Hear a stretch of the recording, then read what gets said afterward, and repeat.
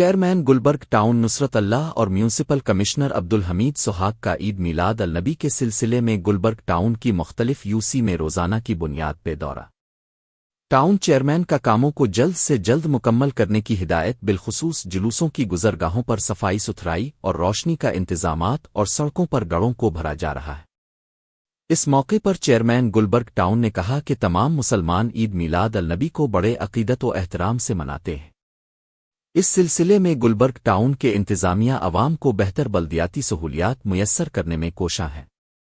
اس سلسلے میں دارالعلوم نعیمیہ سے کراچی اکیڈمی عزیز آباد تک سڑکوں پر گڑوں کو بھرا جا رہا ہے۔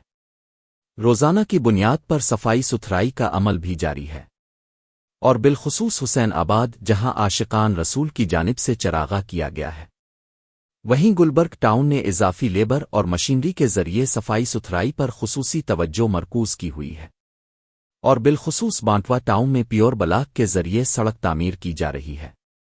جو کہ اہلیان حسین آباد کے لیے ربیع اول کا تحفہ ہے۔ اس موقع پر میونسپل کمشنر عبدالحمید سہاگ نے محکمہ لینڈ کو ہدایت جاری کی کہ جلوس کی گزرگاہوں سے انکروچمنٹ کو صاف کیا جائے